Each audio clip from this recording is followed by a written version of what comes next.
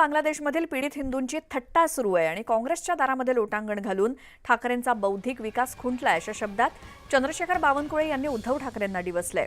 त्यांनी एक पोस्ट केली आहे सोशल मीडियावर आणि या पोस्टमधून चंद्रशेखर बावनकुळे यांनी उद्धव ठाकरेंवरती टीका केली। आपल्या पोस्टमध्ये चंद्रशेखर बावनकुळे म्हणतात, बांगलादेशमधील सत्ता परिवर्तन आणि त्यानंतर हिंदू बौद्ध आणि तिथल्या अल्पसंख्याक समुदायाविरोधात सुरू असलेली हिंसा हा अत्यंत गंभीर विषय आहे। केंद्र सरकार यावर पहिल्या दिवसापासून गांभीर्याने व्यक्त होतंय, पण अर्धवटराव ठाकरे यांना या परिस्थितीत सुद्धा विनोदबुद्धी सुचते। मला त्यांच्या बुद्धीची कीव करावी वाटते। त्यांच्या देशभक्तीबद्दल प्रश्न निर्माण होतात।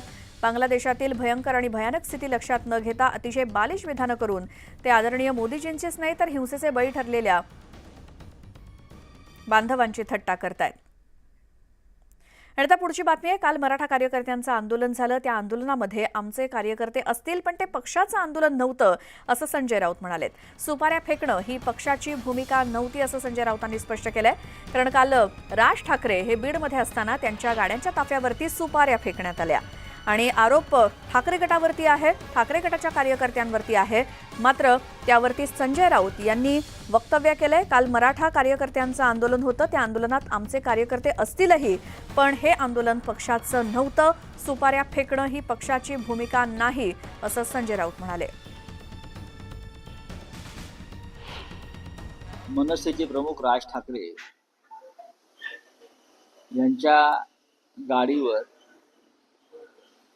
काही लोकांनी सुपाऱ्या फेकल्या। त्या शिवसेनेचे पदाधिकारी असू शकतात, पण त्याचा शिवसेनेचा पक्ष म्हणून संबंध नाही त्या आंदोलनाशी।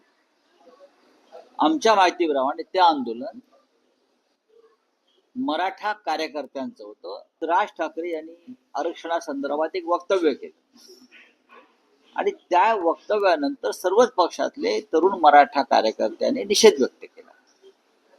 सगळ्याच पक्षात मनसेचेही लोक असू शकतात। या आंदोलनामध्ये कदाचित बीडला शिवसेनेची ताकद जास्त असेल, त्याच्यामुळे तुम्हाला शिवसेनेचे कार्यकर्ते पुढे दिसले असतील, पण ते सगळ्यांचं एक आंदोलन होतं आणि त्या आंदोलनाचा शिवसेनेचा पक्ष म्हणून संबंध नाही हे मी आता तुम्हाला इथे स्पष्ट करू इच्छितो। मी असं म्हणत नाही की त्यात आमचे कार्यकर्ते नसावेत, 100% असतील, पण ते आंदोलन पक्षाचं नव्हतं किंवा ती पक्षाची भूमिका नव्हती।